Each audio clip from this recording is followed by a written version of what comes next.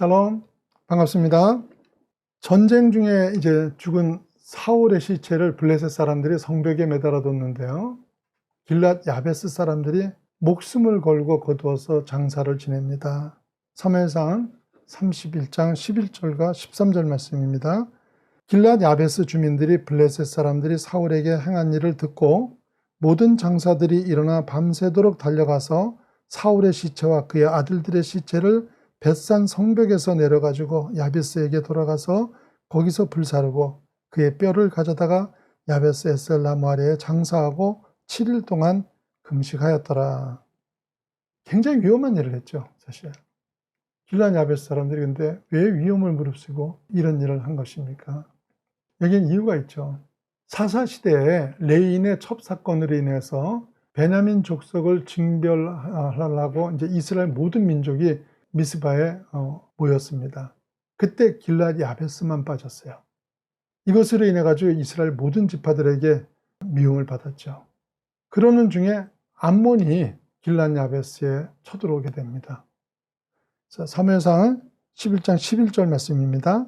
암몬 사람 나하스가 올라와서 길랏 야베스에 맞서 진침해 야베스 모든 사람들이 나하스에게 이르되 우리와 언약하자. 그리하면 우리가 너를 섬기리라 하니. 자, 암몬이 쳐들어왔을 때 도저히 감당할 수 없었던 길랏 야베스 사람들이 화친을 맺자고 얘기를 하죠. 그런데 암몬은요, 길랏 야베스가 이스라엘 다른 지파들한테 따돌림 당하고 있다는 것을 알고 있었어요. 그래서 암몬 왕이요, 11장 2절입니다. 암몬 사람 나하스가 그들에게 이르되 내가 너희 오른눈을 다 빼야 너희와 언약하리라. 내가 온 이스라엘을 이같이 모욕하리라. 이러면서 야베스 사람들을 조롱을 하지요. 그러자 3절에요. 야베스 장로들이 그에게 이르되 우리에게 이랫동안 말미를 줘 우리가 이스라엘 온 지역에 전령들을 보내게 하라. 만일 우리를 구원할 자가 없으면 내게 나아가리라 하니라. 이랬어요. 야베스 장로들이 일주일 기간을 주어가지고 온 이스라엘의 도움을 청했을 때 네 말하는 대로 돕는 자가 없으면 너희 시키는 대로 하겠다고 한 뒤에 사울을 찾아갔는데 사울이 군사를 일으켜주죠. 사무엘상 11장 11절 말씀입니다. 이튿날 사울이 백성을 3대로 나누고 새벽에 적진 한가운데로 들어가서 날이 더울 때까지 암몬 사람들을 치매 남은 자가 다 흩어져서 둘도 함께 한 자가 없었더라. 이렇게 암몬은 물리쳐 준 거예요. 그래서 길랏 사람들은 이런 사울에 대한 감사를 잃지 않고 목숨을 걸고 그의 시체를 거둔 거예요. 그런데 다윗이 이제 왕이 된 뒤에 사무엘하 2장 4절 말씀입니다. 어떤 사람이 다윗에게 말하여 이르되 사울을 장사한 사람은 길랏 야베스 사람들이니다 하매. 사울을 장사한 사람들이 길랏 야베스 사람들이다 이렇게 얘기를 해요. 확실치는 않지만요, 길랏 야베스는 믿을 만한 사람들이 못 된다는 뜻으로 말을 했던 것 같습니다. 그런데 다윗은요, 사무엘하 2장 5절과 6절 말씀입니다. 다윗이 길랏 야베스 사람들에게 전령들을 보내 그들에게 이르되 너희가 너희 주 사울에게 이처럼 은혜를 베풀어 그를 장사하였으니 여호와께 복을 받을지어다. 너희가 이 일을 하였으니 이제 여호와께서 은혜와 진리로 너에게 베푸시기를 원하고 나도 이 선한 일을 너에게 갚으리니. 이러면서요, 사울에 대한 의리를 저버리지 않고 죽은 사울에게 끝까지 충성을 보인 그 길랏 야베스 백성들이 다윗이 왕이 되고 난 뒤에 입장이 어떻겠어요? 정권이 바뀌었어요. 그동안 이들은 사울과 다윗 어느 편을 들었겠어요? 옛날도 아니고요, 지금과 같은 민주주의 시대에도 정권이 바뀌면 대숙청이 있습니다. 그런데 다윗은요, 너희가 선을 행했기에 나도 너희가 복받기를 바라고 선한 일을 갚아주겠다고 말을 합니다. 다윗은 이런 은혜가 있는 사람이었습니다. 하지만요, 사울의 죽음을 재빠르게 전했던 아말렉의 한 병사에 대해서는 전혀 다른 태도를 취합니다.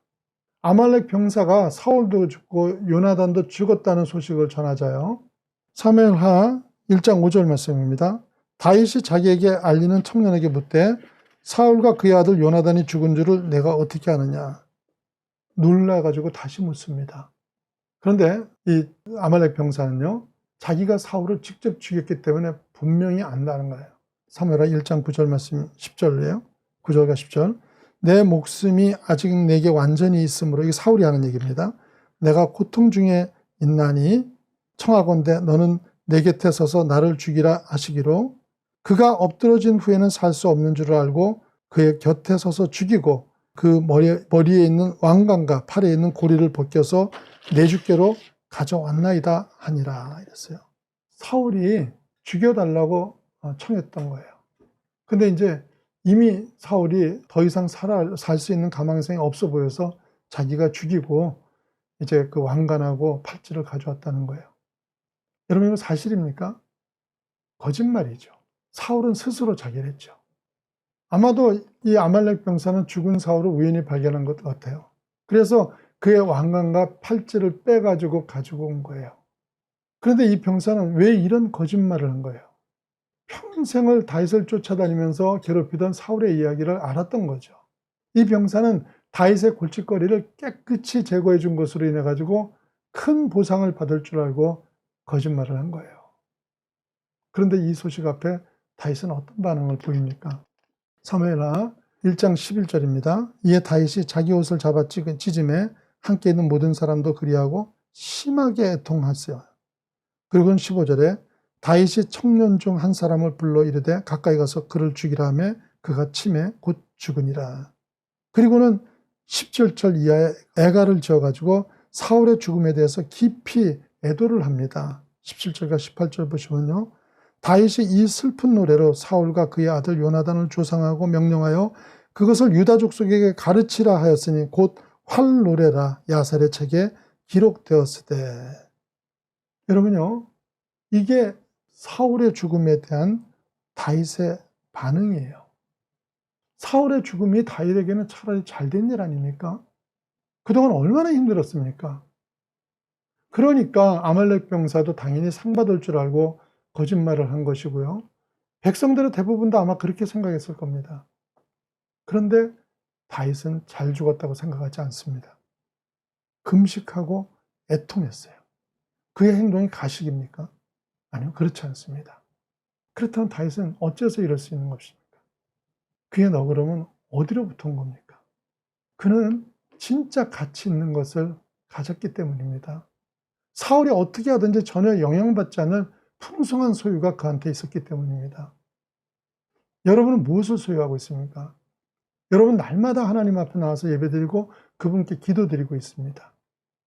왕이었던 사울이 소유하지 못한 그 하나님을 소유하신 여러분은 오늘을 풍성하고 너그럽게 누리시기를 예수님 이름으로 축원합니다.